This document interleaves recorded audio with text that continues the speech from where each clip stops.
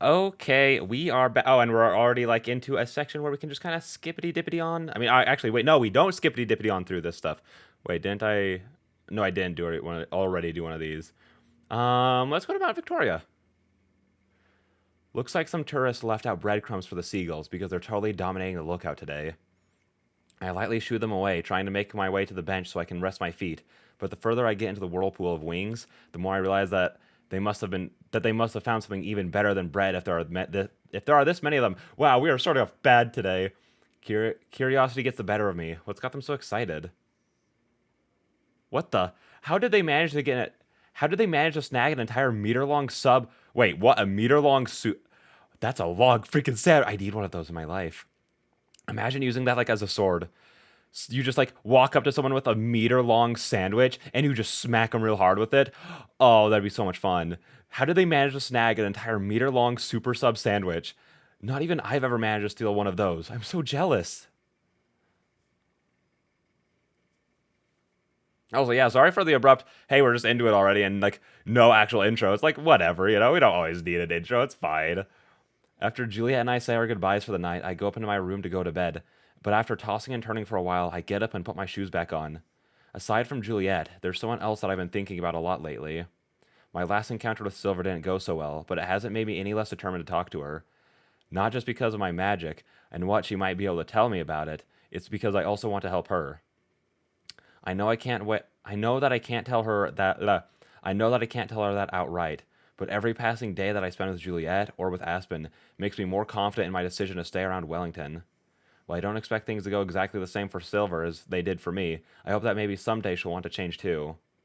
Since I'm still not ready to tell Juliet about Silver, I have to be extra quiet as I leave my room and go outside. Making my way to Mount Victoria doesn't take very long. Just like last time, I changed forms and searched for Silver's scent, locking on and following it through the forest. I think, yeah, no, that we've already.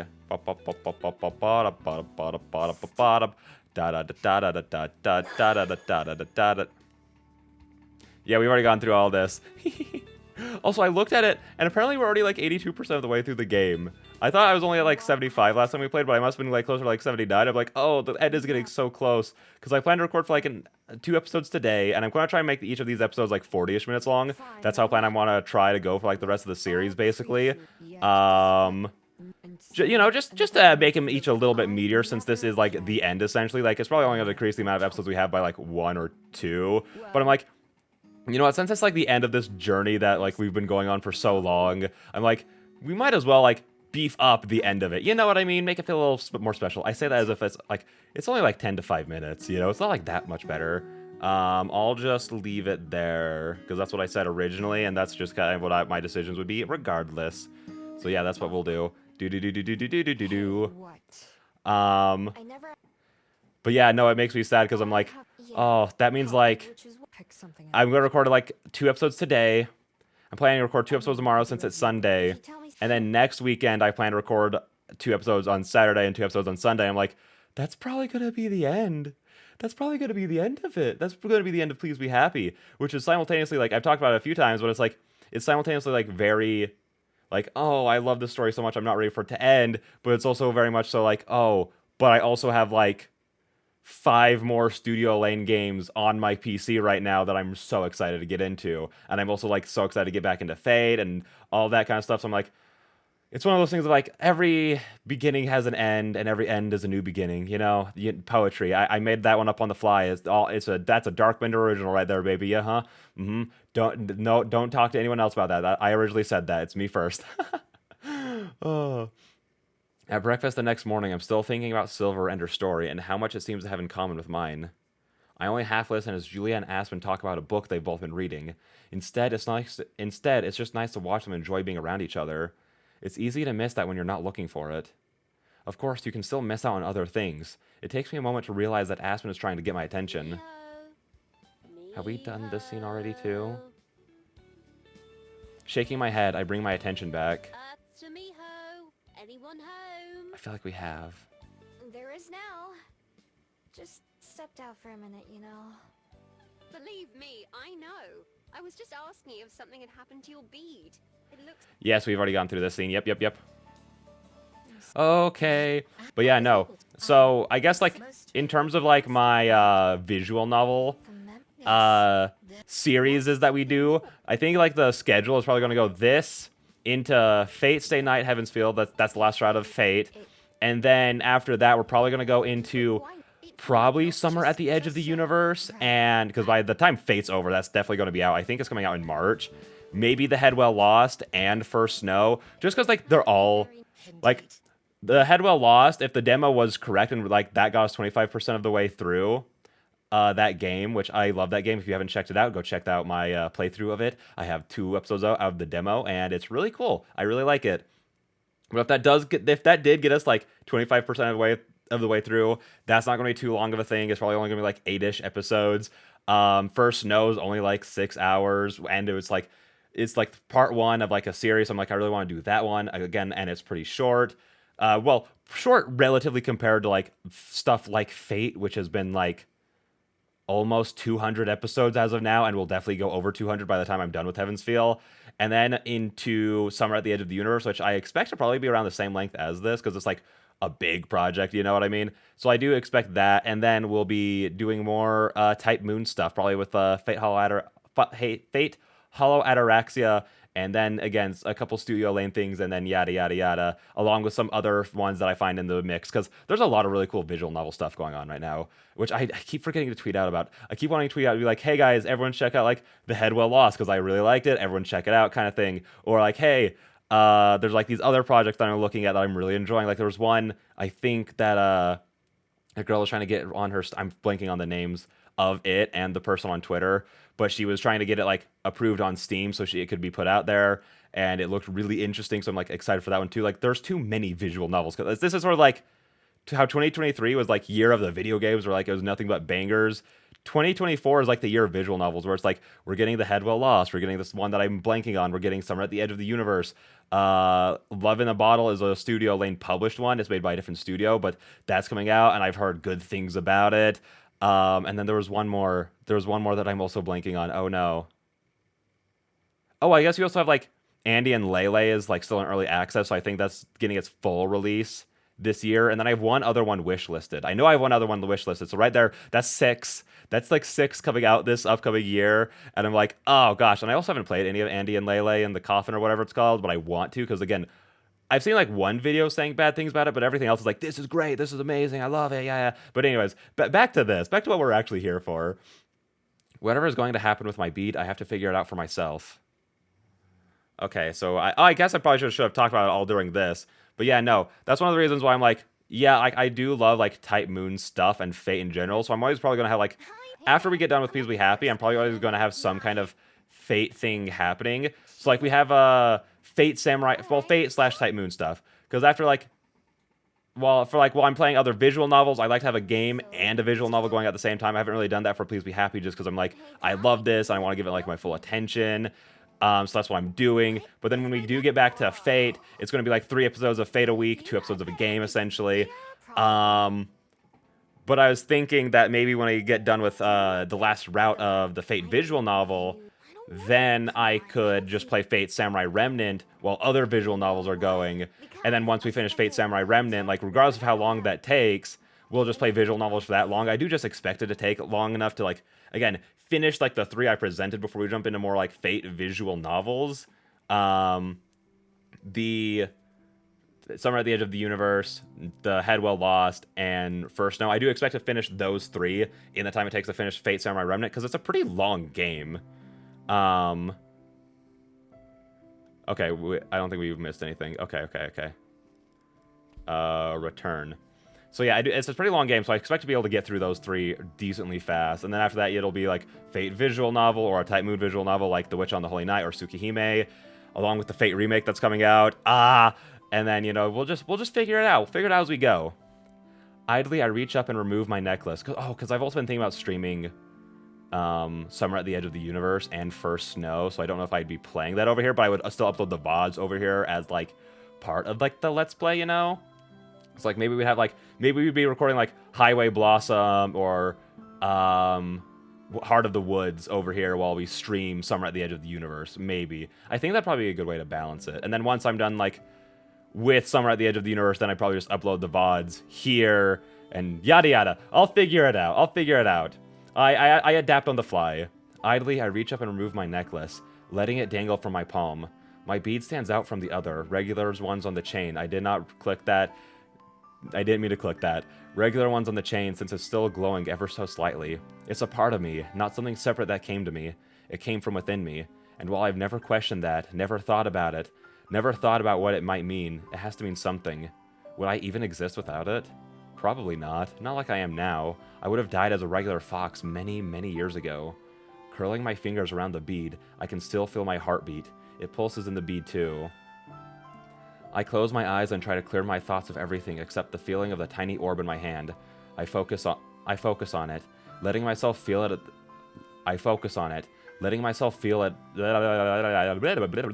I focus on it, letting myself feel it the same way I'd feel a pillow against my head or grass beneath my feet.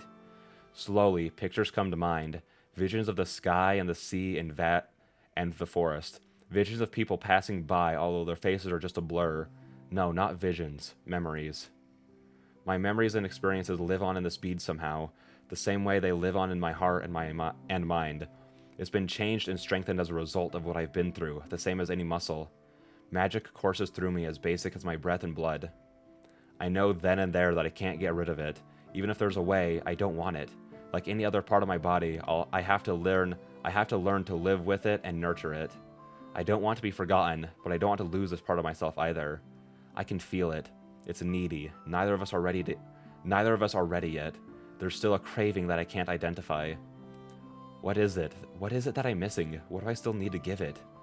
There are other things too that make it even more confusing, like how Cello could remember me.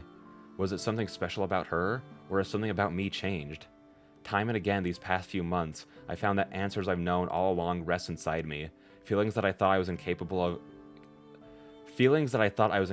of come naturally. Why would this be any different? It's a puzzle, but puzzles have solutions.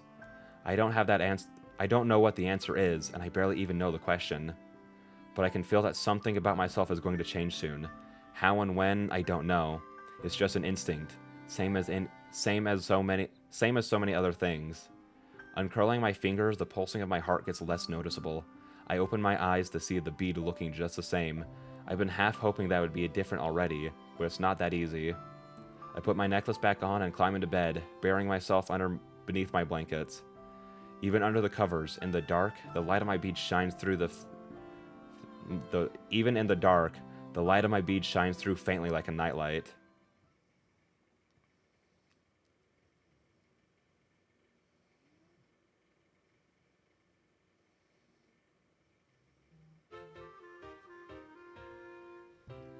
Just like a couple days ago, oh wait, oh. Good morning. Do. Oh wait, oh. We brought back all the stuff that we bought. They stopped by for a bit yesterday as well, so all three of them should still remember who I am. All three of them come to my desk where Shello and Armand carefully set down the stacks they're carrying. Juliet, who hasn't gone to bed yet, emerges from the shelves where she was putting away some books and approaches us as well. And then... Miss Juliet, we brought back all the stuff that we borrowed. There we go. Thank you. I can see you took great care of them. Were you able to complete your project? We did.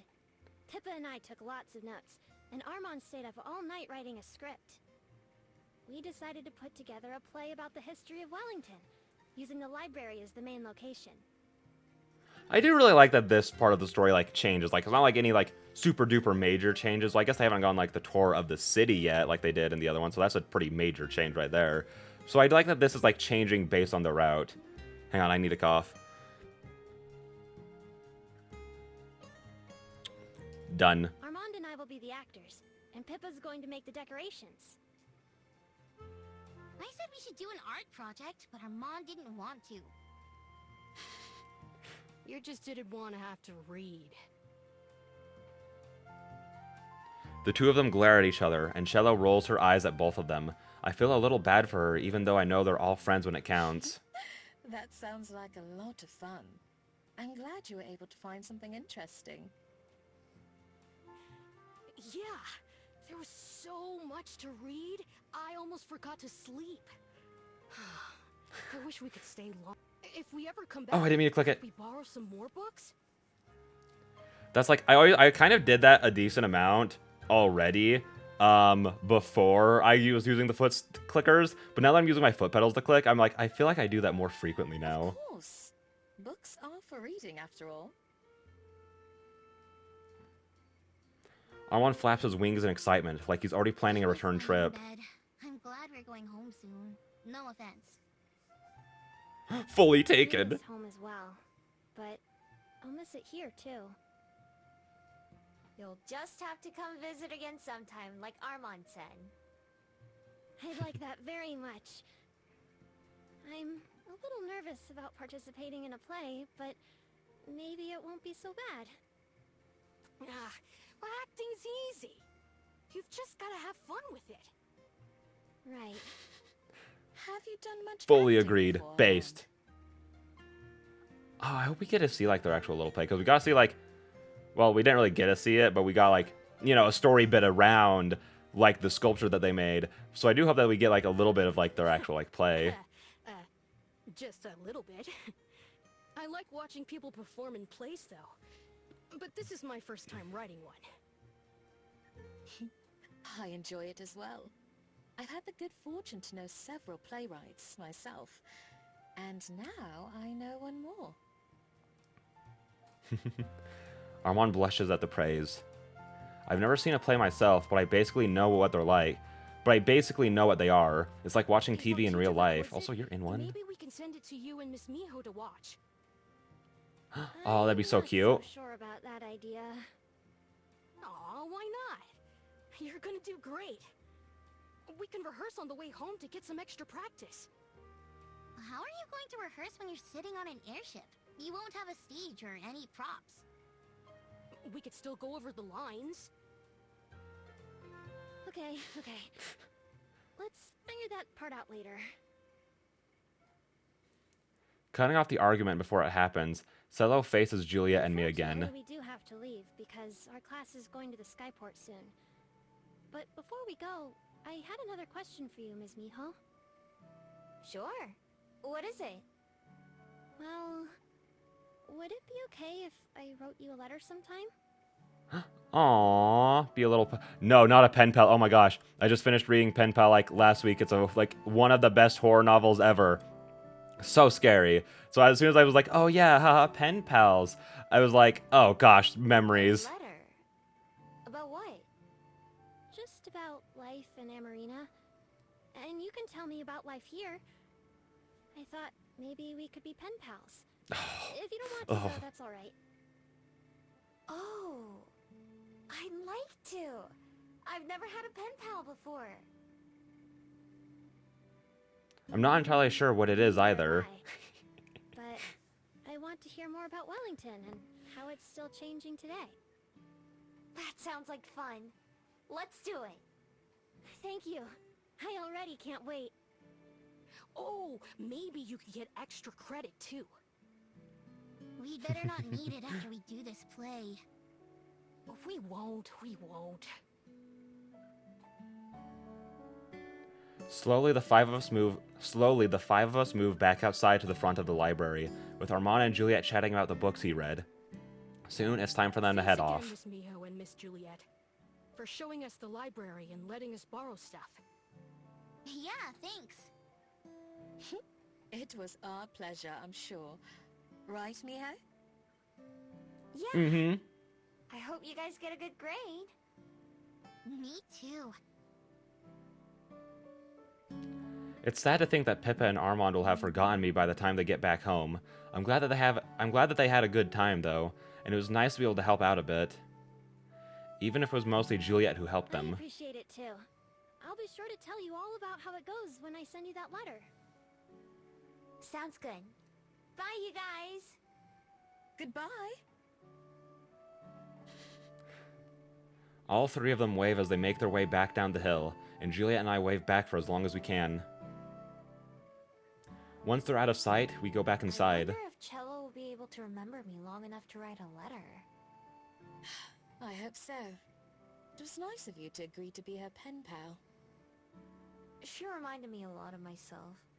She's new to Amarina too, and still getting used to living there. In that case, I'm sure she'll appreciate having you to give her advice. I don't know if I can be very helpful there. Sometimes, when it comes to young people, just having someone to listen and be interested can be enough. I can do that at least. I know you can. You're always capable of more than you think. I hope you're right. After gathering up the books the kids brought back, Julia and I kiss each other goodnight as she goes upstairs, while I get ready for my normal day at the library. At some point, I hear the sound of an airship passing overhead, and wonder if it has Cello and the others on board. Whether or not I do get a letter from her, I'm glad that they all had a good time. I hope Cello can start to feel more at home in Amarina soon. One of the most valuable lessons that I've learned from living at the library is that it's important to feel like you belong somewhere. Based. Cool, whatever. I'm not gonna edit that out. I don't care. Whatever. I've got a pack of stale crackers wasting away in my pocket, so I figure I'll share my spoils with the ducks at the duck pond. I'm not picky about stale food, but I think they'll enjoy it more than me. Sure enough, the second those feathered opportunists hear the crinkle of the packaging, they already start surrounding me. As I fumble to open it, the ducks start quacking discontentedly and edging closer and closer to me. I urge them to be patient, but they edge closer and closer until one dares to lunge at me, as if to bite me in reproach. It startles me enough that I drop the unopened crackers to the ground with a shriek. They descend upon it like starving ants, but I don't even open it yet. Oh, they rip it open and tear it into its carcass with no problem. Okay. I don't know why anyone bothers feeding ducks anyways. They seem vicious enough to figure out food on their own.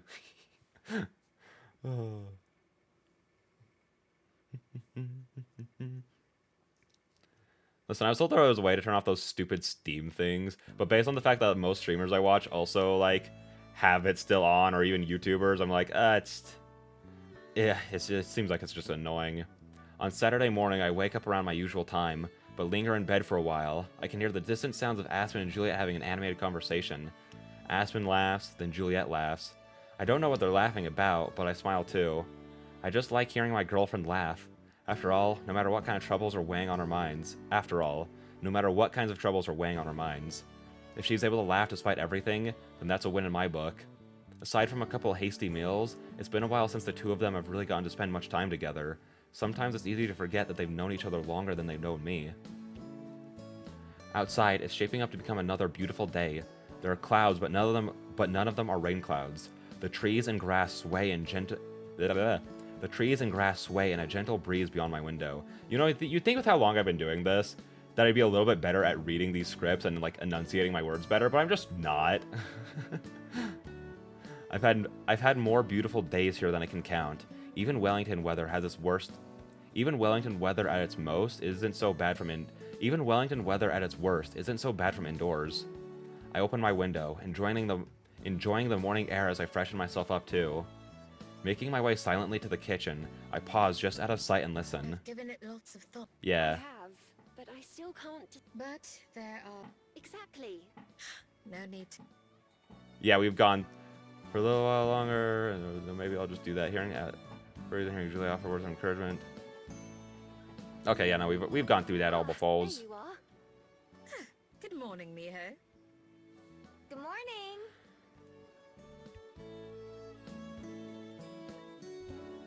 I go into the kitchen, grab a piece of toast and an apple, but I don't sit down. Oh yeah, she's just going on her walk. This early. Yeah. You... We've gone through all this as well. Oh, it's the fun little statue guy. Oh, look at him go. Still posing for us. What a good guy. Okay. You know, I do think I like the idea of reading the newer ones on stream and then reading, like, the older ones on the channel. So, like, the reason I do, like, First Snow on stream as well is just because, like, Twofold is really recent and it's the sequel to it. So it's like, I think it just makes sense to read them both on stream. I like that idea. So yeah, I probably just read, like, the earlier ones on here immediately. And then, yeah, no, if you guys want to wait for that, then you just have to wait a little while, and then they'd be up on the channel. Like, probably after I finish them, I'd start, like, uploading them. Oh, which, I don't mind that schedule at all, because, like, I want to get back into streaming more. It's just been hard with, like, tendinitis, and physical therapy takes up so much time. So, like, and I love these visual novels so much, so in life, like, I am reading more than one of them at a time. That isn't an issue, especially if it, like, helps me actually stream more. Because the way I'm thinking about, like, my stream schedule is having, like, I play Genshin. I do a lot of Genshin for streams. That's basically all I do. And then having one game going on alongside that, so I can stream at least 2 times a week. So I was thinking that after every game, I could just read a visual novel, essentially. Like, if I, like, right now, I still need to finish the Spider-Man series. I still want to do that, and then I'd probably jump into, like, reading visual novels. Granted, with my hands, I probably might start, like, a visual novel sooner than that, if I'm being completely honest. It might be important that I do that just so that I can, like, keep my hands resting before I jump back into, like, something like Spider-Man. You know what I mean? So yeah, I might do that. I don't know. But I still also want to play Undertale on stream very soon. So I'm still debating on what I want to do. Again, it's a lot of just kind of figuring it out on the fly, especially with my recovery. I'm like, it sort of just depends on how I'm feeling, you know? So we'll see. Granted, by the time that this goes up, I'll have, like, probably figured that out. Because, like, again, like, I'm, like, 10 episodes ahead.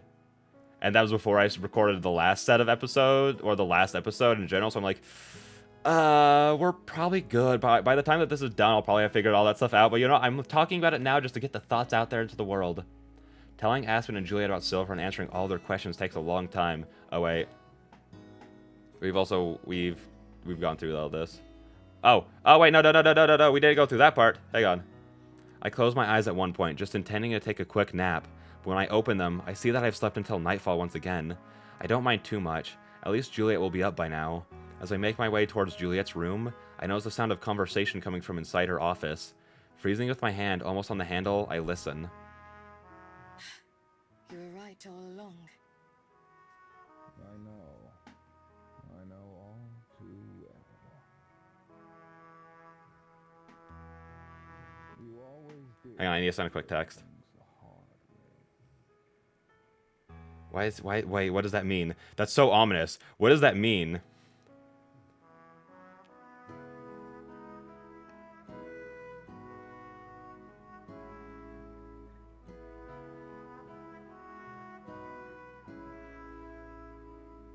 Okay. Just sent a quick text. Apologies. A few moments later, I heard the sound of flapping, leathery wings from beyond the door, and of papers being scattered. The flapping sound quickly grows distant, and then it disappears entirely. I let out a silent breath as I hear Juliet's footsteps and paper being picked up, and then Juliet sitting down in her chair once more. How'd you know I was here? I really have lost my touch when it comes to sneaking. I opened the door as invited, to see Juliet's study looking the same as ever. The open window and blowing curtains are the only indicators of her guest that just left. I lower myself into the empty chair as Juliet strikes a match, relighting the lamp that had blown out. Just the very end. I was coming to see you. I didn't know you already had company. Sorry for listening in. It's all right. I don't feel the need to keep anything secret from you. The only reason I haven't introduced you to Ezekiel is for his sake. He isn't fond of meeting people. It's okay. I know how that feels. Yeah, Miho gets that better than, like, anyone. About him being right. Juliet laughs, closing her Where eyes. to begin?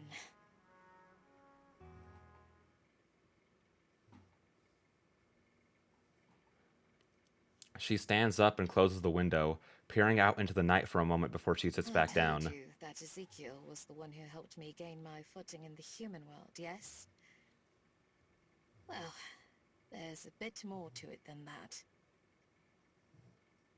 He was the one who turned me into a vampire in the first place. Oh. I have a story not too dissimilar from your own with Zhong Ying, though it began in a very different way.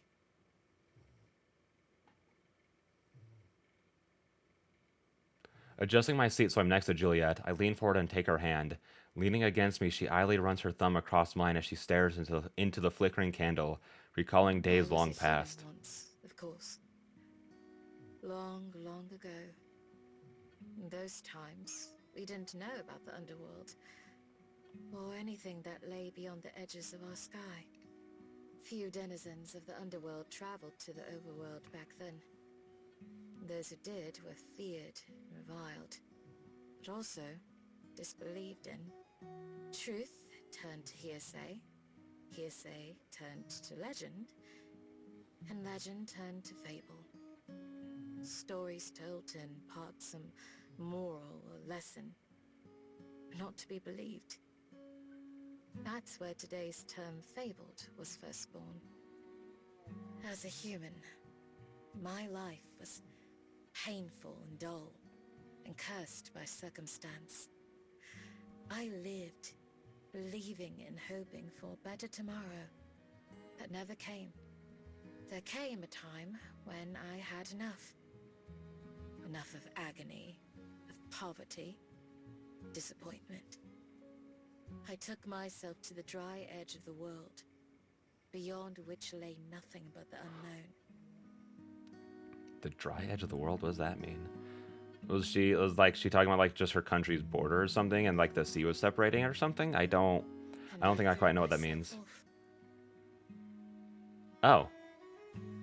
I gasp, unable to stop myself, even though I know she turns out okay. I had plenty of time to contemplate the stupidity of my decision, and to dread the fate that was rushing to meet me. How solvable all my problems seemed as I fell away from them. What should have been the end was only more pain. Somehow I survived. Oh. But just barely. Broken. Oh, As I opened gosh. my eyes for what should have been the last time, I saw trees and a purple sky that I thought must be heaven. Then, a figure appeared, and I was certain that I was in hell. Ezekiel offered me a choice. Breathe my last, or accept his gift and live on. From there, the world I had plummeted from, the world that contained all my pain and sorrow, was a minuscule dot, nearly imperceptible above me. That we are having this conversation is proof of what choice I made. In time, my body healed, though not fully. Juliet taps her cane against the ground to demonstrate. I had Oh. powers beyond my wildest dreams. I felt I had cheated both life and death. And yet, decades passed. Even the novelty of those gifts eventually wore off. There was a secret, though. A truth I had yet to learn. In the underworld, magic flows freely like air, imbuing those connected to it with power that lasts for generations. Yet being that close to so much magic at all times takes a slow toll even on the bodies of the fabled. We age down there, like humans, but at a much slower rate. But for those who live their entire lives in the underworld, no matter how long they may be, there eventually comes an end. Immortality was a lie. Not so in the world above, though. So distant from magic and its source, those effects aren't felt, and so immortality was truly attainable. Decades later, when it came time for war, I remained disinterested and unconcerned by its effects. When it came time for peace, I was equally indifferent. For a time, Ezekiel himself had tired of the hedonistic lives our kind led, and departed for the overworld nearly as soon as the dust had settled, determined to maintain a quiet and hermetic existence. He returned to the underworld occasionally, with stories of how things had changed and were changing. Eventually, curiosity got the better of me. I agreed to return to the overworld, just to see. We rode a lift upwards together.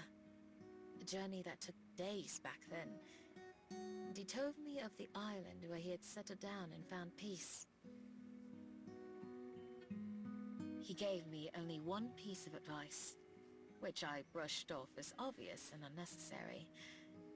To not concern myself with the lives and affairs of mortals. We arrived near what would someday become Wellington, and soon went our separate ways again. I had intended to only make a short visit, to sate my curiosity. To my surprise, I discovered a world that had moved past much of the violence and suffering that I so hated, and a world that had come to welcome the fabled. I extended my short visit over and over, finding myself unable to leave.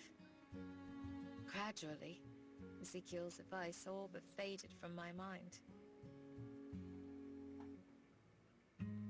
Finally, Juliet trails off. I sat with rapt attention the entire time. Same. As soon as this popped up, I was like, oh, I need to clear, like, my mouth. Like, I've just been sitting here, like, motionless. I need to, like, speak now.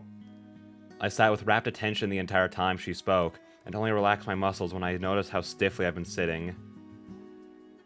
Juliet doesn't have to finish her story, because I can say the last line for her. Slowly, she nods.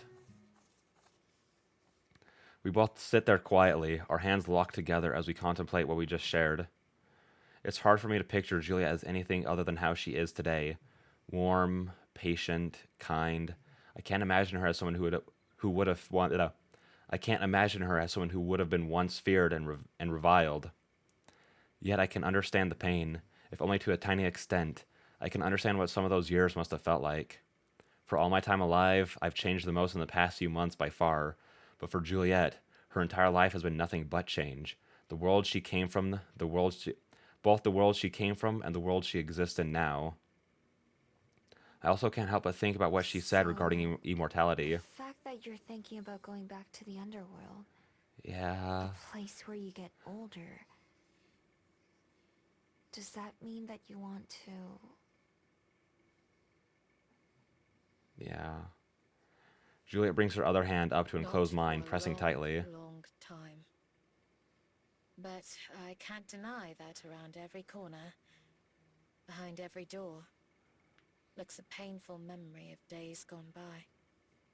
I had never loved anyone before Cosette. Not in so deeply a way as to use that word. But there were still friends whose company I enjoyed, and time that was spent laughing and smiling. They're all gone now, but I'm not. I see their ghost everywhere. But those memories are all that I have left. I'm afraid to forget, just as I'm afraid to remember. Oh, that's a good line. The flame dances on the candle wick, throwing a crazy shadow onto the wall. It'll burn itself out again soon. I know I should say something, but I feel paralyzed. Everything I could say feels inadequate. In the face of everything she told me, do I even have the right to want her to stay? If going back to the underworld is the only way for her to escape the pain, then shouldn't I want her to go? My brain tells me yes, but my heart tells me no.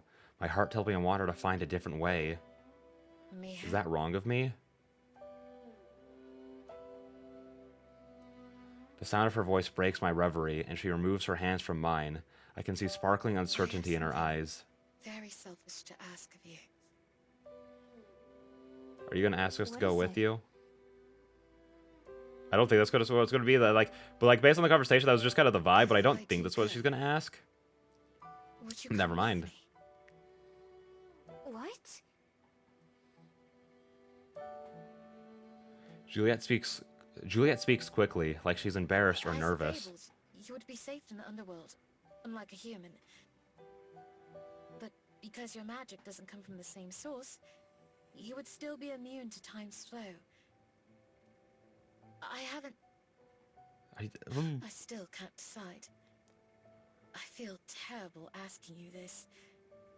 And yet, I know I would feel more terrible not to. Is that a confirmed thing that it wouldn't still get her? You know what I mean? Like, I feel like that's a big maybe. Like, yeah, her magic doesn't come from the underworld, but it still probably has, like, a heavy effect on her body. You know what I mean? Like, it's like... Because it's like... I don't know. Does all fables don't really have, like, magic like immortality, do they? Because there's stuff like... I was gonna say stuff like Cyclops is like, are they... I mean, I guess they're kind of immortal unless killed. So I get... Ah, shoot, my stuff just ran out of space. Wait, what? Okay, we're fine. Okay. I haven't. I still can't do... Oh, wait. Don't answer me now. Please. Take time to think about it. All I can manage is to dumb Naughtily. Nod dumbly. At least her second request is an easy one. Thinking about it is all I'll be able to do. Thank you. Right now, though, I want to do anything but think. Standing up, I reach for Juliet and pull her into a hug and a wordless kiss. When we finally do pull apart, I lean my forehead against her, and she rests herself against me. I love you. Aww. It's all I can think to say. I love you too. Thank you. 2 weeks later. Okay, I think that's where I'm going to end this part here. Mostly because I'm like, that was a little scary. So I'm going to go through and make sure that everything else is okay, and then we'll just jump right back into the next one. And I also need to go get water. I forgot to get my water bottle before this. So with all that being said, I'll see all you beautiful people in the next one. Bye-bye.